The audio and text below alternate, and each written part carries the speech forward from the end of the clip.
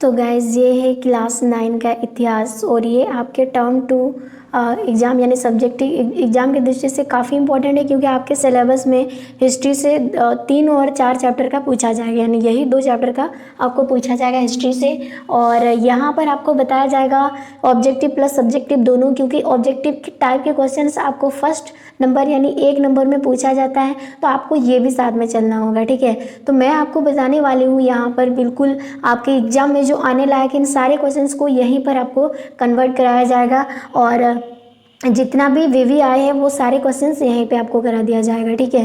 तो आज हम शुरू करने वाले हैं नास्तिवाद और हिटलर का उदय।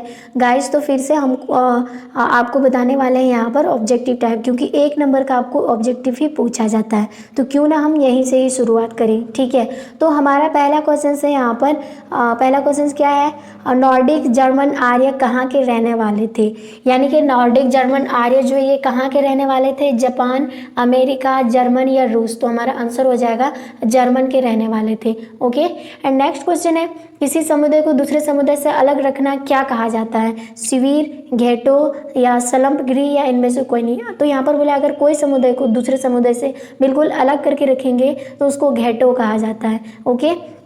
आगे क्वेश्चन है, दूरी शक्तियाँ किन देशों को कहा जाता है, अमेरिका, जापान एवं इटली या जर्मनी, जापान एवं इटली या तुर्की, जापान और जर्मनी या जर्मनी, रूस और जापान। तो यहाँ पर हो जाएगा धुरी शक्तियाँ जो है वो कौन कौन से देश को मिला दिया है, जर्मनी, जापान और इटली। ये याद रखना, जर्मनी, जापान, इटली। JJE इतना याद करना कैसे, JJE यानी कि जर्मनी, जापान, इटली, ऐसे ट्रिक्स करके आपको याद रखना है, इसको धुरी शक्तियाँ की देश कहा जाता है, ठीक है। एंड आगे क्वेश्चन 4 नंबर में बोला, वह स्थितियाँ जब कीमतें बेहिसाब बढ़ जाती है उसे क्या कहा जाता है। यानी वह स्थिति जब कीमत किसी भी चीज़ों का बेहिसाब बढ़ जाना, यानी बहुत ज़्यादा, जैसे आसमान को छू जाना, तो उसको क्या कहा जाता है, अति मुद्रास्फीति। इसको क्या कहा जाता है, अति मुद्रास्फीति, ठीक है। यानी बहुत ज़्यादा बढ़ जाता है किसी भी चीज़ों का महंगाई, तो ये कहा जाता है।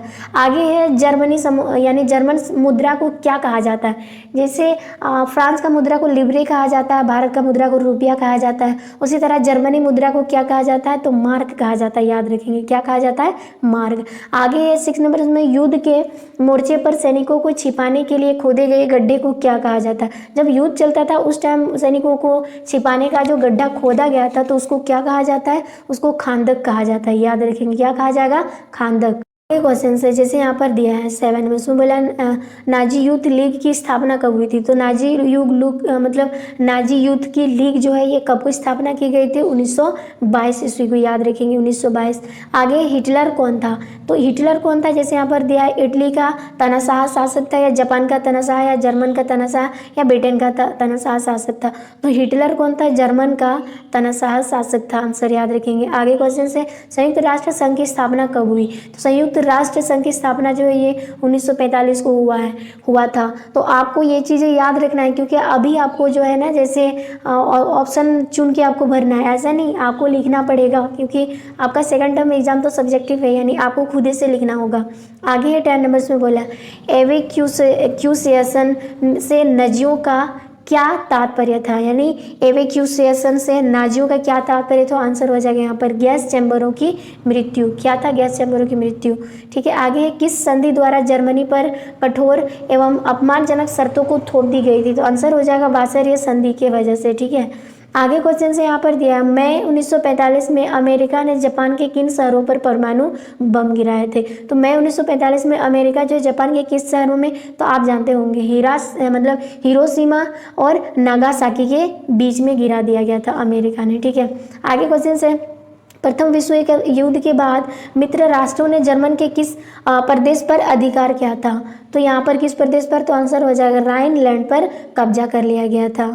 आगे है, मित्र राष्ट्रों में कौन कौन से देश आते हैं। तो मित्र राष्ट्र में कौन कौन सा देश आता है, ब्रिटेन, फ्रांस और रूस, यही देश आते हैं, 3 देश, ब्रिटेन, फ्रांस और रूस। आगे क्वेश्चन से, प्रथम विश्व युद्ध कब से कब तक चला था। तो प्रथम विश्व युद्ध जो है ये आपका 1914 से 1918 तक चला था। आगे क्वेश्चन, द्वितीय विश्व युद्ध कब से कब तक चला था? तो 1939 से 1945 तक जो है द्वितीय विश्व युद्ध चला था, और प्रथम 1914 से 18, ये याद रखना, 1914 से 18 प्रथम और 1939 से 1945 तक द्वितीय वाला चला था। आगे हिटलर का प्रचार यानी मंत्री कौन था? तो हिटलर का जो प्रचार मंत्री था वो गोबल्स था, गोबल्स याद रखेंगे। आगे क्वेश्चन से, इटली में किसने क्रांति लाने की योजना बनाई? तो इटली में जो किसने क्रांति लाने का योजना बनाया? तो ज्यूसेपे मज़नी ने बनाया था, ठीक है। आगे क्वेश्चन है, जर्मनी ने मित्र राष्ट्र के सामने समर्पण कब किया?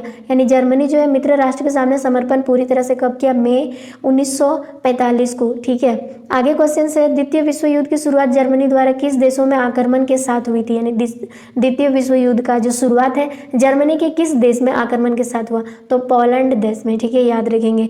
आगे क्वेश्चन है, हिटलर ने जिस विचारधारा को जन्म दिया उसे क्या कहा जाता है? तो हिटलर ने जिस विचारधारा का जन्म दिया उसे कहा जाता है नाजीवाद या नास्तिवाद, ठीक है। आगे क्वेश्चन है, हिटलर ने किस समुदाय पर अपनी यानी कि अमानवीय अत्याचार किया? किस समुदाय पर? तो आंसर हो जाएगा यहूदी समुदाय पर बेवजह का अत्याचार किया। आगे, विश्व का सबसे बड़ा शेयर बाजार कौन सा है? तो विश्व का सबसे बड़ा शेयर बाजार जो है आंसर क्या हो जाएगा? वॉल स्ट्रीट है। वो क्या है? वॉल स्ट्रीट, याद रखेंगे। आगे क्वेश्चन है आपका, जैसे यहाँ पर दिया, हिटलर की सेनाओं ने पोलैंड पर कब आक्रमण किया? तो हिटलर की जितने भी सेना है तो पोलैंड पर आक्रमण कब किया? सितंबर 1939 को, ठीक है। इसी साल से शुरू हुआ, 1939 से 45 के बीच में। आगे है, जर्मन संसद को कब यानी क्या कहा गया? तो जर्मन संसद को क्या कहा गया? राइख स्टॉक, ठीक है, क्या कहा गया? Right stock. आगे क्वेश्चन है, एडोल्फ हिटलर का जन्म कहाँ हुआ था? तो एडोल्फ हिटलर जो है इनका जन्म ऑस्ट्रेलिया के अंदर हुआ था। आगे है, नाजी पार्टी की स्थापना कब हुई थी? तो नाजी पार्टी की स्थापना 1920 ईस्वी को हुई थी। एंड नेक्स्ट क्वेश्चन है गाइस, जैसे यहाँ पर हिटलर अपने राज्य के नागरिकों में से सबसे ज़्यादा महत्वपूर्ण नागरिक मानता था किसको?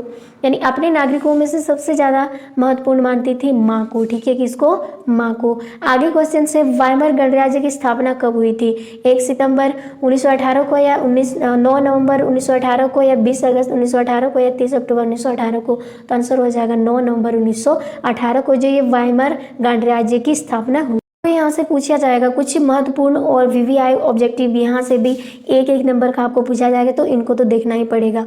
यहाँ पर दिया, हिटलर की नेशनल सोशलिस्ट पार्टी का नाम क्या था? तो नास्ती पार्टी। तो ये वाला आपको पूछा ही जाएगा, मेरे को लग रहा है यहाँ पर।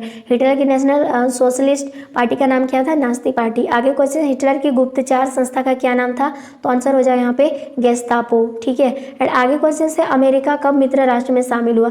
अमेरिका जो है मित्र राष्ट्र यानी फ्रांस, ब्रिटेन में जो मित्र राष्ट्र इसमें शामिल कब हुआ था? तो 1917 ईस्वी को ही शामिल हो चुके थे। आगे है, अमेरिका और रूस कब मित्र राष्ट्र के साथ युद्ध में शामिल हुए? तो 1941 को, ठीक है। आगे क्वेश्चन से 5 नंबर इसमें बोला है, जर्मन में वाइमर गणराज्य की हिमायती लोगों को क्या कहा गया था? तो आंसर हो जाएगा नवंबर अपराधी। आगे क्वेश्चन से, वाइमर गणतंत्र को किस संधि द्वारा हस्ताक्षर करने पड़े? तो आंसर हो जाएगा वार्षिक संधि पर। आगे क्वेश्चन से, वॉल स्ट्रीट मतलब एक्सचेंज क्या है? तो आंसर हो जाएगा अमेरिका का शेयर बाजार को वॉल स्ट्रीट एक्सचेंज कहा जाता है। आगे क्वेश्चन से, राइक्सटेग क्या है? तो यहाँ पर दिया है, जर्मनी का एक संसद का नाम जो है राइक्सटेग रखा गया। आगे क्वेश्चन से, हिटलर जर्मनी का चांसलर कब बना? तो आंसर हो जाएगा 1933 को ही हिटलर जो है जर्मनी का चांसलर बना। आगे, हिटलर का जन्म कब हुआ था और कहाँ हुआ था? ठीक है, यानी हुआ था इनका जन्म 1889 को, लेकिन इनका जन्म हुआ था ये ऑस्ट्रेलिया के अंदर, ठीक है। आगे है यहाँ पर, हिटलर ने कब ऑस्ट्रेलिया को जन्म से मिला लिया यानी जर्मनी से मिला लिया? तो आंसर हो जाएगा 1938 ईस्वी को। आगे क्वेश्चन से, हिटलर की ऐतिहासिक बेवकूफ़ी क्या कहा जाता है? तो हिटलर की जो सबसे बड़ी बेवकूफ़ी इतिहास में है वो क्या है? 1941 में सोवियत संघ पर आक्रमण किया था, यही सबसे बड़ी बेवकूफ़ी का काम था उनका। आगे, प्रथम विश्व युद्ध के बाद जर्मनी में किस गणराज्य का जन्म हुआ? तो प्रथम विश्व युद्ध के बाद जो मतलब जर्मनी में जो गणराज्य का जन्म हुआ उसको कहा जाता है वाइमर जनराज्य, ठीक है। आगे क्वेश्चन से, अपराध नियंत्रण पुलिस का क्या नाम था? तो आंसर हो जाएगा SS। क्या नाम था? SS था, ठीक है। एंड आगे क्वेश्चन से, 1945 में जापान ने अमेरिका में कहाँ बमबारी की थी? तो जापान ने अमेरिका में पर्ल हार्बर पर 1945 को बमबारी किए थे। आगे है, किस देश ने द्वितीय विश्व युद्ध में परमाणु बम का प्रयोग किया था? तो आंसर हो जाएगा अमेरिका। ठीक है। एंड आगे क्वेश्चन है, नास्ती पार्टी के विचारधारा के पोषक क्या थे? तो उनका पोषक कैसा था? नस्लवादी वर्चस्व था। ठीक है। एंड आगे क्वेश्चन से द्वितीय विश्व युद्ध किन दो गुटों यानी शक्तियों के बीच हुआ था? तो वो कौन सा शक्ति था? एक तो मित्र राष्ट्र एवं धुरी शक्तियों के बीच जो है प्रथम यानी द्वितीय विश्व युद्ध हुआ था। आगे क्वेश्चन से, जर्मनी को हर जाने के रूप में कितना धन देना पड़ा? तो आंसर हो जाएगा 6 अरब पाउंड जो है देना पड़ा उनको। आगे है 10 या 14 वर्ष के बच्चों का नास्ती युवा संगठन क्या था? तो यहाँ पर हो जाएगा युंग फोक था। ठीक है। आगे क्वेश्चन है, पूरे विश्व में महामंदी कब हुई थी? पूरे विश्व में महामंदी जो है 1929 से 1932 के बीच में हो गया था। आगे क्वेश्चन है, आर्थिक महामंदी कब शुरू हुई थी? तो आंसर हो जाएगा 1929 में ही शुरू हो चुकी थी और खत्म आपका 1932 में हो गया। आगे क्वेश्चन है, ऐसे जगह जहाँ बिना किसी कानून प्रक्रिया के लोग को कैद कर यातनाएं दी जाती है उसे क्या कहा जाता है?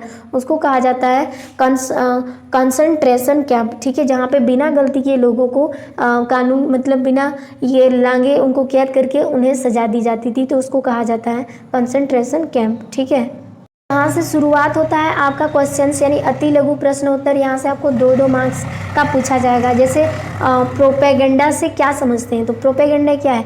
तो यहाँ पर आंसर हो जाएगा जनमत को प्रभावित किया जाने वाले यानी प्रभावित करने के लिए किया जाने वाला एक खास तरह का प्रचार है। ठीक है। जैसे पोस्टर, फिल्मों और भाषणों आदि के माध्यम से प्रचार किया जाता है, इसी को कहा जाता है प्रोपोगेंडा। तो प्रोपोगेंडा क्या है? लोगों को प्रभावित करने वाला एक प्रचार का तरीका होता है। जैसे कि किस माध्यम से? पोस्टर, फिल्म और भाषण आदि के माध्यम से जो प्रचार की जाती है उसी को प्रोपोगेंडा कहा जाता है। तो आपको ये चीज़ें समझ में आगे क्वेश्चन है, यातना शिविर या यातनागृह या जिसको हम बोलते हैं कंसंट्रेशन कैंप क्या है? तो हमने अभी जाना कि विरोधी लोगों को बिना कोई मुकदमा चलाए ऐसे बड़े कैदी कैंप में रखा जाता है जो ऐसी लोहे के तारों से सुरक्षित हो जिसमें बिजली दौड़ रही है।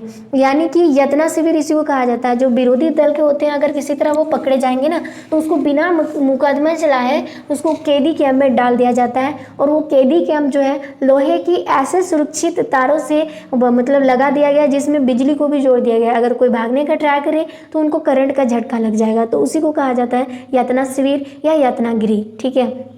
आगे क्वेश्चन है, नार्डिक जर्मन आर्य कौन है? तो नार्डिक जर्मन आर्य कौन थे? तो आर्य बताए जाने वाले एक शाखा जो नार्डिक जर्मन आर्य कहते हैं। ठीक है। ये लोग उत्तरी यूरोपीय देशों में रहते थे और जर्मन या मिलते जुलते मूल के लोग थे। तो यहाँ पर नार्डिक जर्मन आर्य कौन थे? तो आर्य बताए जाने वाले एक शाखा को नार्डिक जर्मन आर्य कहते हैं।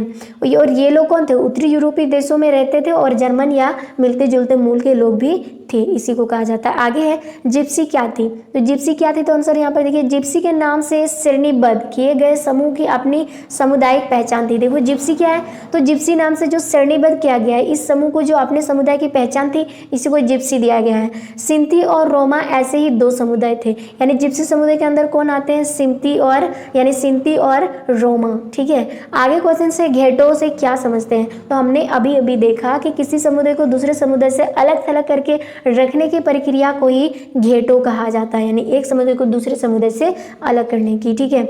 आगे क्वेश्चन, नवंबर के अपराधी किसे कहा जाता है? तो हमने अभी थोड़ी देर पहले देखे थे कि समाजवादी, कैथोलिक तथा डेमोक्रेट आदि लोग जिन्होंने वाइमर रिपब्लिकन का साथ दिया उसे को कहा जाता है नवंबर अपराधी। ठीक है। आगे क्वेश्चन है, सर्वहाराकरण का क्या अर्थ होता है? तो सर्वहाराकरण का अर्थ होता है, इसका अर्थ है कि निर्धनता का उस निम्न स्तर यानी निर्धनता का वो निम्न स्तर पर जहां पहुंच जाना जिसमें प्रायः कामगार लोग ही आते हैं, तो इसको कहा जाता है सर्वहाराकरण। आगे क्वेश्चन दिया है, महात्मा गांधी ने एडोल्फ हिटलर को क्या नसीहत दी?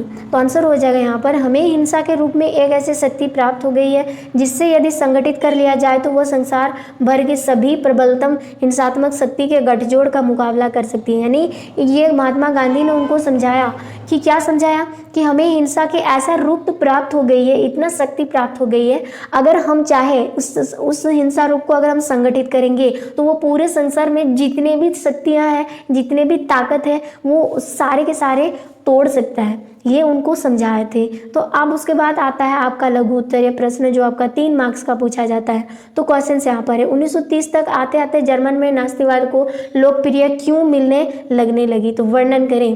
तो यहाँ पर हमें क्या वर्णन करना है क्यों उसको लोकप्रिय मिलने लगे। तो वाइमर गणराज्य के असफल होने के बाद जर्मनी एक राजनीतिक शून्यता की स्थिति थी, यानी कि 1932 में हुए चुनाव में 32% मत प्राप्त कर नास्ती पार्टी सबसे बड़ी पार्टी के रूप में उभर कर सामने आई।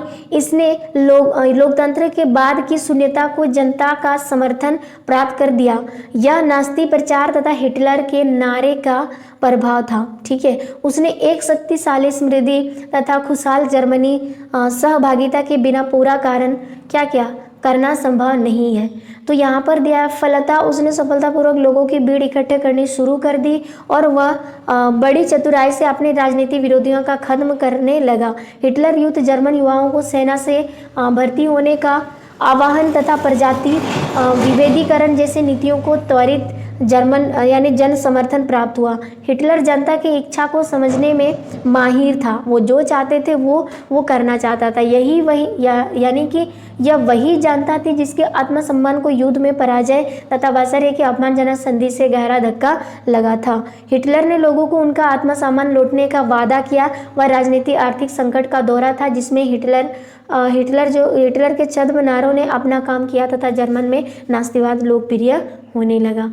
यानी कि यहाँ पर जो दिया है, आते आते नास्तिवाद लोकप्रिय इसीलिए हुआ क्योंकि जब उनको काफ़ी ज़्यादा नुकसान उठानी पड़ी थी तो जनता से उन्होंने भरोसा किया, मतलब एक तरह से वादा किया था, मैं आपके आत्मसम्मान को लौटाऊंगा अगर आप हमारे समर्थन पे आते हो। तो ऐसे करते करते वो धीरे धीरे क्या होने लगा, लोकप्रिय होने लगा। आगे क्वेश्चन से यहाँ पर दिया है कि नाजी समाज में औरतों की क्या भूमिका है। तो यहाँ पर आंसर हो जाएगा नाजी समाज में औरतों की क्या भूमिका है। आपको पॉइंट बाय पॉइंट लिखेंगे तो आपको यहाँ पे 5 नंबर का रहेगा तो 5 के 5 नंबर ही मिलेंगे आपको। तो पहला है, जर्मन में बच्चों को बार बार बताया जाता था कि पुरुषों व महिलाओं में बड़ी भारी अंतर है, ये बच्चों को सिखाया जाता था। लोकतंत्रीय समाजों में आदमियों तथा औरतों में समानता के लिए जो संघर्ष चल रहे हैं वे पूरी तरह से गलत है और अगर उसे मान लिया जाता है तो उसे लागू कर दिया जाता है, तो इससे समाज पूरी तरह से बर्बाद हो जाएगा। यहाँ पे छोटे बच्चों को सिखाया जाता था जर्मनी में कि पुरुष और औरतों में काफ़ी अंतर है और इसको मिलाना नहीं चाहिए, ये सिखाया जाता था। दूसरी है,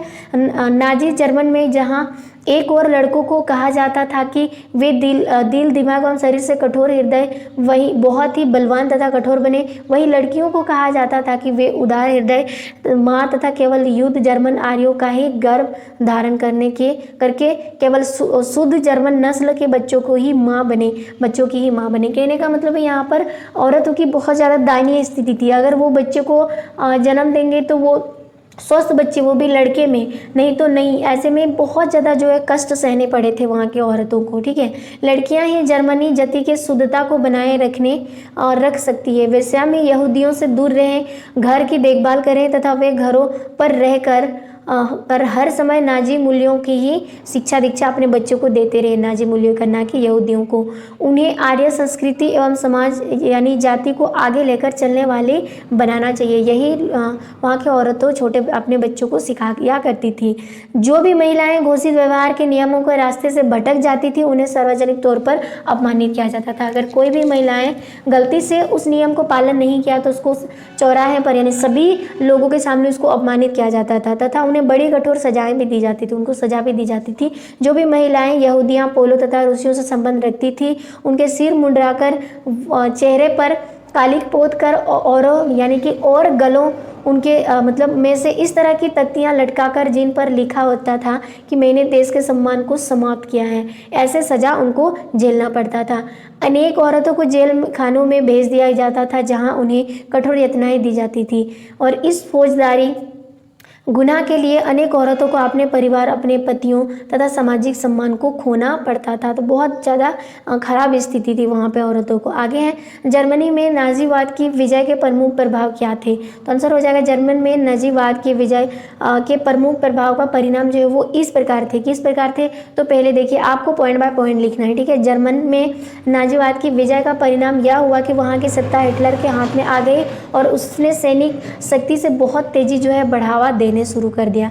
आगे जर्मनी के लोग प्रथम विश्व युद्ध पर हुए अपने अपमान का बदला लेने के लिए युद्ध की तैयारियां करने लगे और विनाशकारी शस्त्र बनाने लगे। परिणाम स्वरूप अन्य देशों ने भी शस्त्र की होड़ लगाई, अतः दूसरे विश्व युद्ध की भूमिका भी तैयार हो गई। यानी जर्मनी को जब प्रथम विश्व युद्ध में काफ़ी अपमान सहना पड़ा, तो उन्होंने उससे बदला लेने के लिए दूसरे यानी कि युद्ध करने के लिए तैयारी करना शुरू कर दिया। इसमें विनाशकारी शस्त्र बनाने लगे। ये सब ये सब परिणाम स्वरूप होने के बाद दूसरे देशों ने भी सोचा कि क्यों ना हम भी बनाएं, तो ऐसे में होड़ हो गया कि दूसरे देश भी तैयारी करने लगे। आगे वाइमर गणराज्य के जन्म पर एक लघु टिप्पणी लिखी, तो इस पर टिप्पणी लिखना है। जैसे पहला है, जर्मनी केंद्रीय शक्तियों के साथ प्रथम विश्व युद्ध में नवंबर 1918 में मित्र गुट यानी अलाइडल पासवर से पराजित हुआ। शाही जर्मन की इस पराजय ने संसदीय राजनीतिक दलों को जर्मनी का राजनीति का पुनः रूपांतरण करने का अवसर भी मिल गया। और आगे यहाँ पर एक राष्ट्रीय सभा वाइमर में मिली तथा संसद संविधान की स्थापना की, जिसमें संघीय ढांचा अपनाया गया और रिचास्टग या जर्मन संसद में उप प्रधान चुने जाते थे। इसका गठन सर्वव्यापक वयस्क मताधिकार के आधार पर, जिसमें महिलाएं भी शामिल होती थी, यानी वयस्क मताधिकार के अधिकार पर किया गया था, जिसमें महिलाओं को भी शामिल किया जाता था। आगे क्वेश्चन है, नाजी आंदोलन की मुख्य विशेषताएं क्या थी? तो आंसर हो जाएगा नाजीवादी आंदोलन की मुख्य विशेषताएं निम्नलिखित है। इसमें से पहला है, नाजीवाद हर तरह की संसदीय एवं लोकतांत्रिक संस्थाओं का विरोधी था। एक ही नेता के शासन में विश्वासी रखना पड़ता। क्वेश्चन से, नाजी दल शक्तियों के प्रयोग यकीन करता था। इसने जर्मन यहूदियों का विरोध भी किया, जो जर्मन के लोगों की दयनीय आर्थिक स्थिति भी के लिए जिम्मेदार भी था। अगर आपको इतना बड़ा क्वेश्चन नहीं लिखना है, तो इसके आधार पर आपको कुछ ना कुछ तो आइडिया तो लग गया है, तो आप स्टेप बाय स्टेप लिखेंगे तो आपको स्टेप मार्किंग भी मिल जाएगा। आपको खाली यानी ब्लैंक्स नहीं छोड़ने हैं, ठीक है। अब आगे क्वेश्चन देखिए, वाइमर गणराज्य के सामने की क्या समस्याएं थी? तो यहाँ पर आंसर हो जाएगा, वाइमर गणराज्य के द्वारा जिन समस्याओं का सामना करना पड़ा था वे निम्नलिखित थे। पहले समस्या ये थी कि उन्होंने क्या किया था, गणराज्य के सामने सबसे बड़ी समस्या वासर्य की संधि थी। इसी संधि के कारण क्या हुआ था, जैसे यहाँ पर दिया, जब उसने विवश होकर हस्ताक्षर कर दिए थे, यही सबसे बड़ी उनकी समस्या थी। इसी संधि के कारण ही उसने जनता यानी अर्थात जर्मन के लोग ने उसे अच्छी सरकार नहीं समझा, बस इसी वजह से। इसका कारण यह था कि युद्ध को शुरू करने के लिए केवल विजित शक्तियों ने जर्मन को ही उत्तरदायी ठहराया तथा जर्मनी को प्रथम विश्व युद्ध में हार को स्वीकार करने के लिए मजबूर करना पड़ा, यानी मजबूर होना पड़ा। आगे है, जर्मनी के लोगों ने वासर्य की संधि का विरोध किया, क्योंकि इसमें न केवल कठोर एवं हानिकारक शर्तें लादी गई थी, परंतु ये सारे देश में अपमानजनक तरीके से थोपी भी गई थी। जर्मनी के प्रतिनिधियों पर व्यंग कसे गए थे, विशेषकर जर्मन के पुराने शत्रु फ्रांस द्वारा। आगे है, यहाँ पर जर्मन को प्रथम विश्व युद्ध के लिए उत्तरदायी ठहराया गया था, जिसमें जर्मन ने अपने समुद्र पार सभी उपनिवेश लगभग एक का 10वां भाग जनसंख्या 13% अपना भूभाग और 75% इस्पात लोग खोया एवं 26% अपना कोयला जो भी है फ्रांस, पोलैंड, डेनमार्क एवं लिथुआनिया को दे दिया गया। यानी कि इतना ज़्यादा इनको हारना पड़ा, यानी अपने सारे चीज़ों को आधा आधा करके दूसरों को देना पड़ा। आगे है, मित्र राष्ट्रों ने जर्मनी को कमज़ोर करने के लिए इसका असहनीय कारण भी किया, जर्मनी को कमज़ोर करने के लिए, ठीक है। आगे है, यहाँ पर युद्ध अपराध धारा ने जर्मन को युद्ध के लिए जिम्मेदार ठहराने के साथ साथ उस समस्त नुकसान के लिए भी उत्तरदायी ठहराया जो मित्र राष्ट्रों ने उठाया था। जर्मनी को युद्ध क्षति भुगतान करने के लिए विवश किया गया और यह रकम लगभग 6 बिलियन यानी जिसको अरब बोलते हैं पौंड भी थी, जिनको बाद में देने पड़े। मित्र राष्ट्र की सेनाओं ने 1920 के दशक से राइनलैंड के समृद्धि संसाधनों पर भी अधिकार कर लिया गया। यहाँ से आपको इतना ही क्वेश्चंस का आंसर देने होंगे तो आपको फुल मार्क्स मिल जाएगा।